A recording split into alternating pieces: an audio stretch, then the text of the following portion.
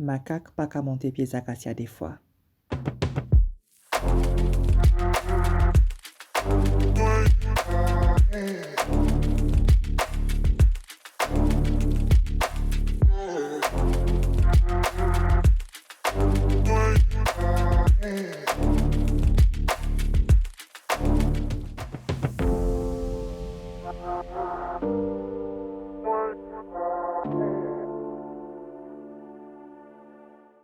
Hello, it's me. No, no, that is bad. That is wrong, and I am sorry.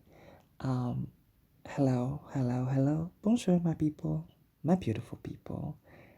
I hope you all doing well. I promise I won't do that again. I'm lying. I'll do it again. Uh, and I apologize in advance. I'm just not. I'm just not a good singer. And that's a really nice way of saying that I'm actually super bad. Sorry. But anyway, how are you doing? Over here, I'm like, I don't know what's going on, but I have this pain in my knee.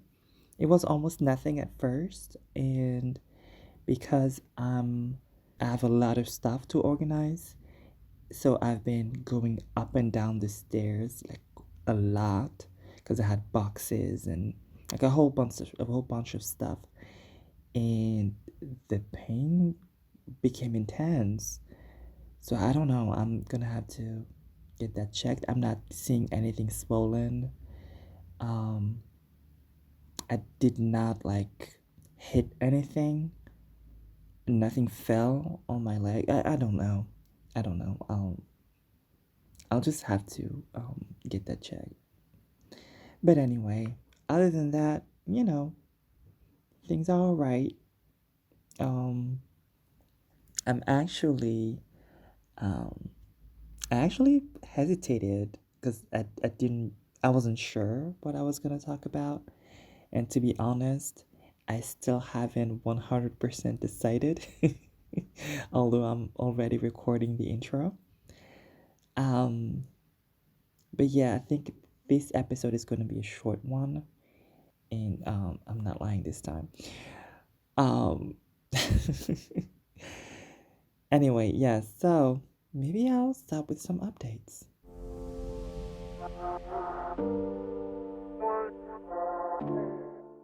So instead of an update, I'm really trying to hear what y'all have to say, because I want some advice. So here's the thing. I live in a house with someone who has a completely different rhythm than I do.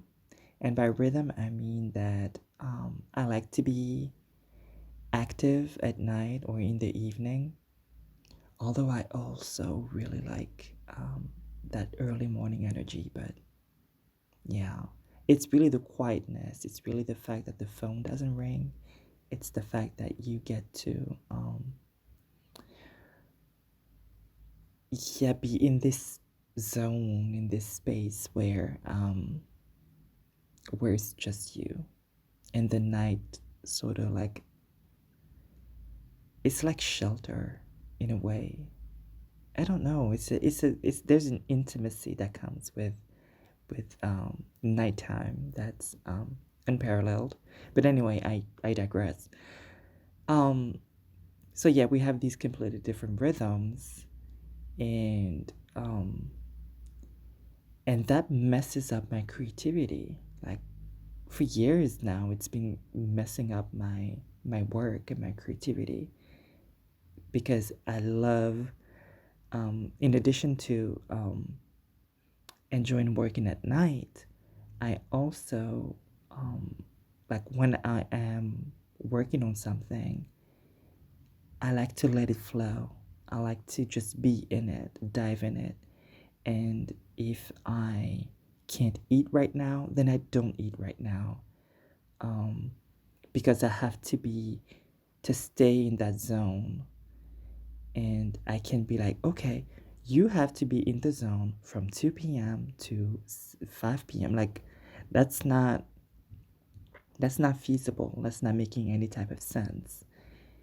So I'm trying to find ways to organize my days in order to find that type of compromise because I can't be stifling my creativity. I can't be um because then I'm not going anywhere, right? I'm not writing. I'm not doing the things that I know I love and that are important to me and that I believe I'm here for. Um, like okay, I can sit and maybe study because I'm also a trained herbalist. And I still not still I mean forever I'll be doing classes and things like that. And right now I am um, fermented foods and what they do for the gut and everything, but also how to make them because that's super important. Anyway, see, ADHD brain, undiagnosed. Let me say that too.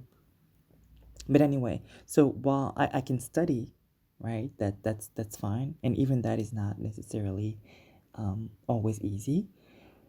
But when it comes to the creativity, it is much more complicated. So I'd love to know what y'all are doing um, in that space. Like, how do you either whether it's because you have a partner at home that has a completely different rhythm from your own, or simply because you have a day job or whatever, whatever that's keeping you um, whatever that's breaking time away from or interrupting your day, really, as a creative.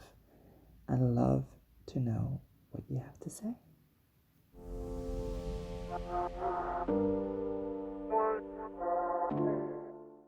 You know what? I'll still try to give you, a little bit of an update. Um, like these past few days, I've been diving into research for, concerning trans folks and Black trans folks in particular. Because I wanna update my like the data. I know that lived experiences are extremely important. The stories are something. For me, that's really where it's at. But then when you look at the data, it it tells you a story too, right? It tells you a larger story. It gives you context, and that helps you understand um, individual stories better, right? So I've been really diving into that. If y'all have some resources, I'm definitely open. Um, message me. Um, that will be cool. But yeah, um, I'm seeing some things about people how many people identify as trans, and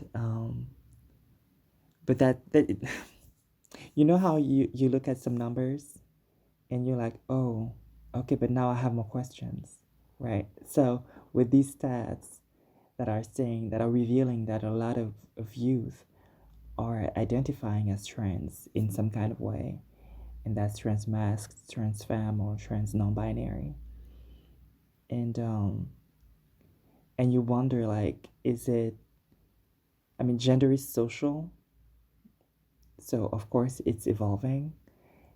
um so how is the fact that we are more open to experimenting and exploring, how is that affecting the youth, right? Or is it because we are now more we have created a more it's not perfect, of course, but it's more than before, right? A um, more open environment for people to come out. Are now more people feeling comfortable and coming out and saying, you know what, this gender thing, the way it is right now, it's not really for me, and here is my spin on it, right? I don't know. And I find that fascinating. But I guess it would take more research to actually get to the bottom of that.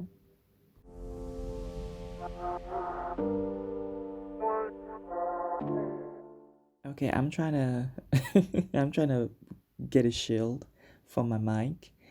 Because actually I'm not working with a mic right now. It's just my headphones. And it's plugged to an old phone that has a much simpler audio recorder. And if y'all could see me, I have a blanket over my head and two cushions to kind of block the sound so it's not like too sharp. Can we change that? Can we can we do something? Um, well, yes, we can. That's, if you want to donate. And you can do that by going to ftnpod.com. That's the website. And you have a donate button at the top. And maybe, you can donate whatever, any amount you want. A one-time thing. It's not, there's no commitment. There's no limit. It can be $1. It could be whatever. Or you can become a patron. And, same thing. ftnpod.com, you have the Patreon button at the top. Maybe donate. You know what? It's one of the two, right? It's easy to find.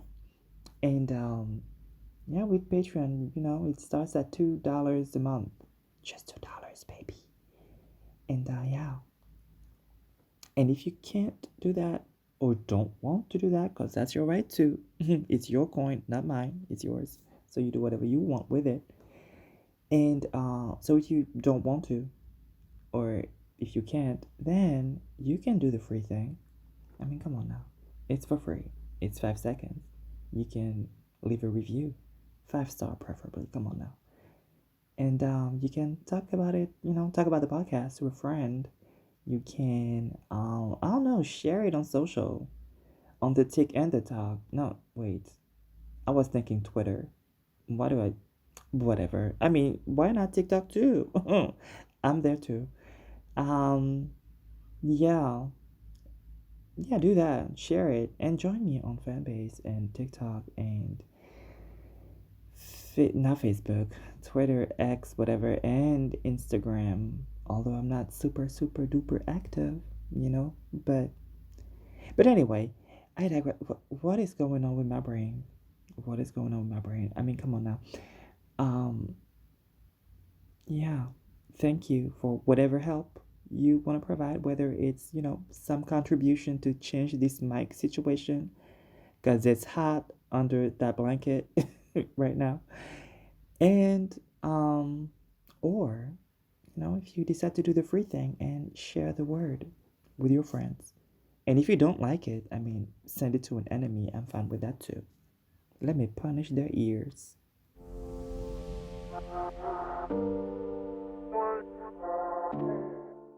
So the topic today is visibility. The pros, the cons, everything about it. And it was inspired by Bear Boy. If you're black and you hang in trans spaces online, you probably know Bear Boy, my trans brother. And you're not seeing me right now, but I have my face in the air. And I'm not gonna like redo the conversation here, but here's what I have to say about visibility and its importance, its negative effects, like all of it. Well, I'll be quick about it, but I really want to start with the necessity of visibility or the usefulness, really, of it. I remember being a kid and not really seeing representation. I mean, that's the key word here, visibility as representation. There was really none. I mean, and I know it's gonna sound problematic, but in the mind of a kid, looking for self in whatever image that's out there, it's not actually problematic. Um, and I'm thinking about Shanae. I'm thinking about, characters that were transgressing gender. And I'm really thinking specifically black men who transgressed gender, even if it was for fun, even if it was like actually problematic. It was in a way to mock black women or to mock a certain stereotype about black women. But for a child who who lives in gender discomfort or you know yeah, that's how I want to name it. For a child who lives in gender discomfort and who is looking for ways to actually see how it could materialize out there in the world, you know, in order not to be completely alone or, um, I mean, it. I don't want to make it like a like a couch session, but I mean, really, for a child looking for representation, if I want to put it in really, like in a really short way and in plain words, um, so for a child looking for representation, a child looking for something that reminds them of them, then yeah, Shinene is not like super bad. Yeah. So visibility in the form of representation is actually amazing. And I wish there had been more. I wish there had been something other than actually Shinene and other ridiculous characters to express this or to vicariously live through, characters other than that that we could vicariously live through to alleviate some of that gender discomfort or to feel like um, something else is possible. Because you can't, as a child, I'm trying to put myself back in the position of a child. And as a child, you don't have all of that. All of that thinking is not very structured. It's just, it's not even really thinking, it's feeling, it's emotions. So, what a child wants is to not feel alone, is to not feel too different from the norm. It's to not be rejected or feel rejected. That's really the most important. So, as representation, um, like if I had, Angelica Ross, Janet Mock, if I had all these people when I was a kid, it would have been amazing, absolutely amazing. Instead, in terms of construction of self. Um, so I'm really happy that we have these people who are visible. At some point in my life, I was visible. I mean, I was not a star, but I was very visible. And actually, I'm saying that, but I'm back to being visible. I'm just not visible in every aspect of my life, right? Like when I go and buy groceries, I'm just, you know, I guess I'm essentially stealth. But online and in spaces, about trans conversations, I do not hide my face. I do not, I do not hide myself. I'm fine with, people finding out. I just don't want the violence on the street. That's the. But we can talk about that some other time. But yeah, so in terms of representation, I'm really glad that the next generation, the generation right now of young trans folk, um, do have um, do have people that they can reference and say, hey, um, I too um, can be myself and have some level of success. I too, or even if we're not thinking about success, if we're talking about like young kids, just be like, oh, so I too can be myself. I'm not a monster. I'm not weird. I'm not, all of that other stuff. And, when they get a little older, like as teenagers, like, oh, okay, so I can actually be, I can be a writer. Oh, okay, I can be an actor. I can be a doctor. I can be all of these things, um, and be myself. So that's absolutely that's very very very important. And um, yeah, also I can be online and just live my life. Like some people just live their lives. Some people, some trans men are bodybuilders. Um, some trans men are doctors. Some trans women are beauty queens, and some trans women are just teachers, like everyday people, you know. So yeah,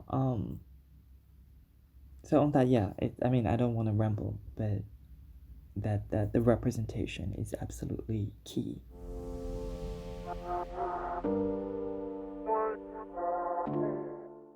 Now, outside of representation, um, visibility does create two major things that I want to talk about.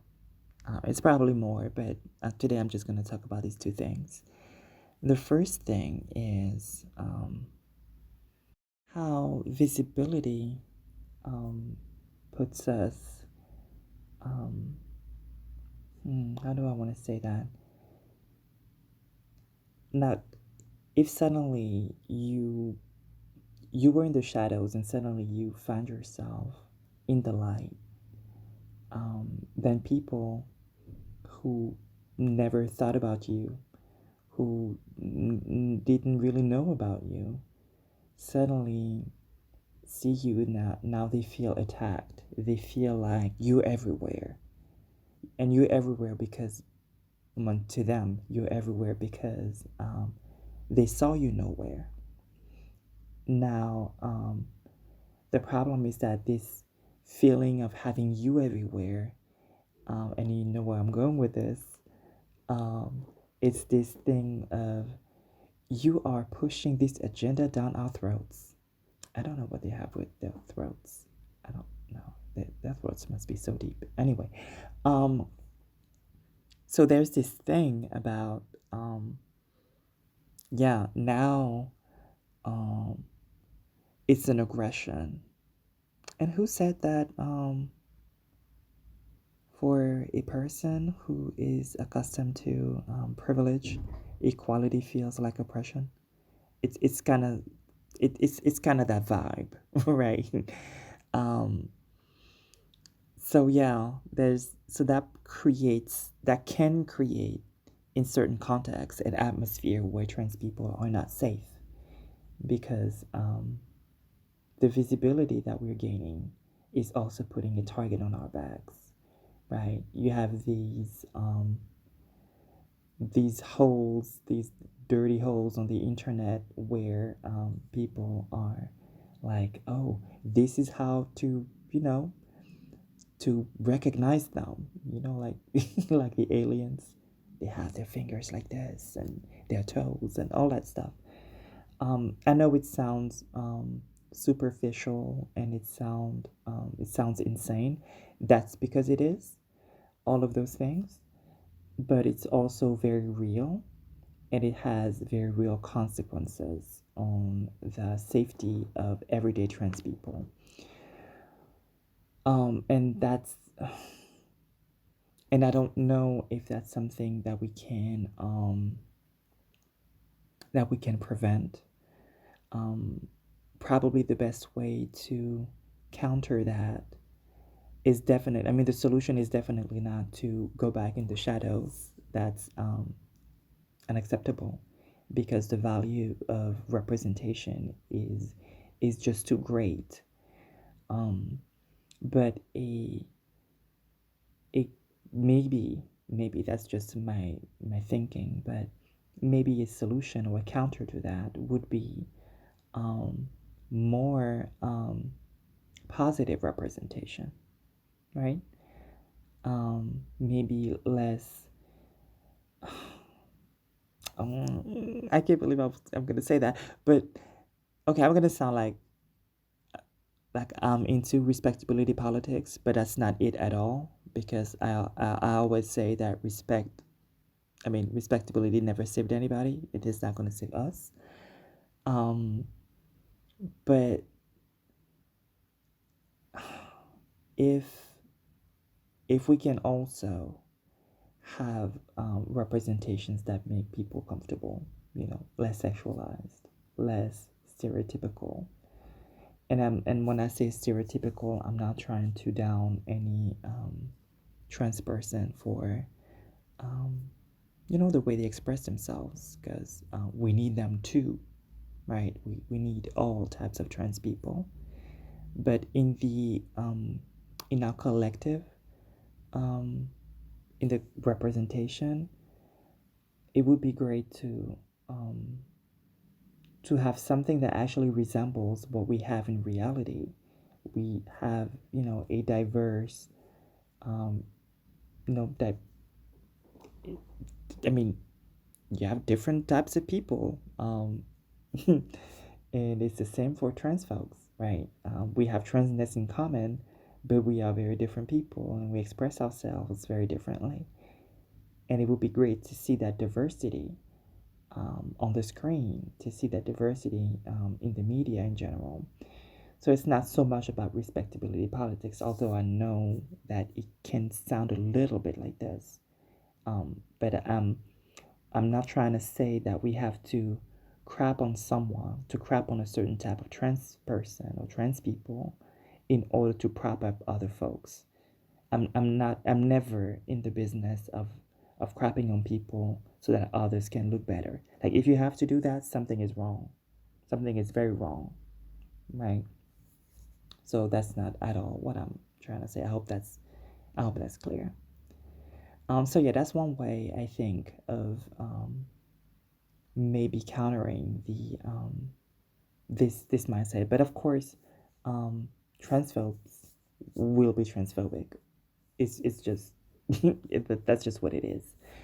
Um, but maybe like we can help people, like pull some people to us by showing them not just um, like some in a narrow, a small piece of us that that is consistent with their narrow thinking and their narrow understanding of our world.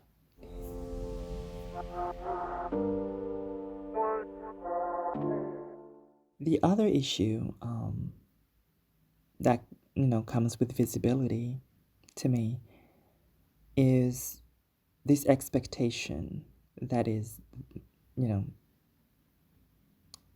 that is that just comes automatically with um, you know visibility and representation. I really want to make a distinction between visibility and representation, right? Because they're not the same thing. Representation um, is active. Representation comes with a desire to be seen, and there's something like practical to it. There's something like people can take something from it. Visibility is just I mean, people see you. That's it. There is no intention. It's just the fact of existing publicly, or existing and being seen. But the problem is that a lot of people want to make visibility representation, right? Um, but again, to fit a narrow understanding and to maybe confirm biases that people already have. So here's what I have in mind. Um, I hate this expectation that as a trans person, somehow you represent the whole group, and somehow you are supposed to educate people, even when they come with in bad faith. I've been in multiple discussions where, we're talking about a certain topic, trans related or not, queer related or not, and people decide that you have to teach them. And they decide that your mere presence as a trans person indicates that you are ready to teach.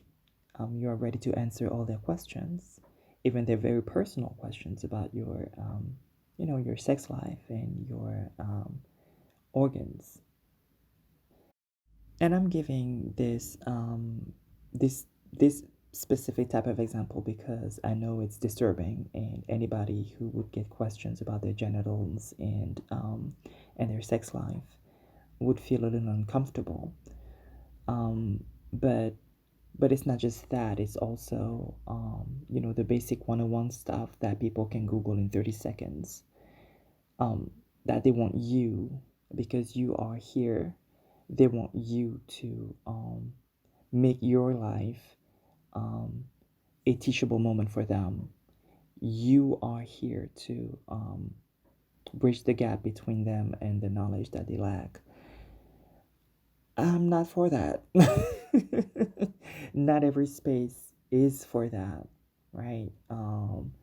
That is labor, and of course, like when people create spaces to teach, to educate, and I mean, sure, you're welcome to come and ask questions, but if we're whatever it is, we're talking about something, and I have to turn myself into the example. I have to turn my life into the education material for you. And especially like most of the times, it's not even in good faith. Like, no, we're not doing that. We absolutely. I mean, I'm not doing that. I'm not doing that. Let me be careful with words here. I'm trying to stay PG. But I'm not trying to do that shit. I'm not. Um, it slipped. I'm sorry. I'm really not. Um, yeah, I'm not trying to do that. The expectation isn't fair, and the reward is minuscule, minuscule, whatever, however you pronounce that word, is minimal, and actually most of the time non-existent, right? It's not leading us to anything.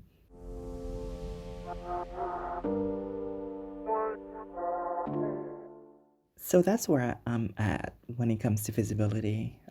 I feel like there's so much more to say, but I'm already so verbose. Like, I would need like to create actual essays, like counterpoint style or philosophy tube. But no, I mean that's not my thing. I mean they have their own thing. They do their thing, and I appreciate it, but yeah, I'm not doing that. So let me know your thoughts. What do you think visibility um is good for, or is it bad? Look, you know what? What do you think about visibility for trans folks? Do you think it's a necessity? Do you think it's useless, pointless? At this point, maybe it's not important anymore. What do you think? And how do you think is the best way to be visible? And I'm talking both in terms of activism, like public figures, and activism, but also private people, just living their lives, just being cashiers, just being accountants and doctors, just everyday people. What do you think visibility provides or takes away from the trans community or from trans individuals? Like, I want to hear all of that stuff. Um, yeah, so thank you for joining me today. And again, share this podcast with your friends. Again, if you don't like it, send it to your enemies. Boo boo. Um, and yeah, comment. I'll I'll um I'll do a poll or something um on Spotify. So please head on over to Spotify if wherever you're listening to this is great, but go to Spotify to answer the poll, or you know what? I don't really care. You can also just message me. Like in the show notes, you'll have links where you can just like click one button and message me. You can also send audio messages, and I do not share them if you don't want me to. So again, thank you. Thank you so much. Thank you for listening. Thank you for sharing. I insist. I know. I know. I know. And I'll talk to y'all very soon. Bye bye.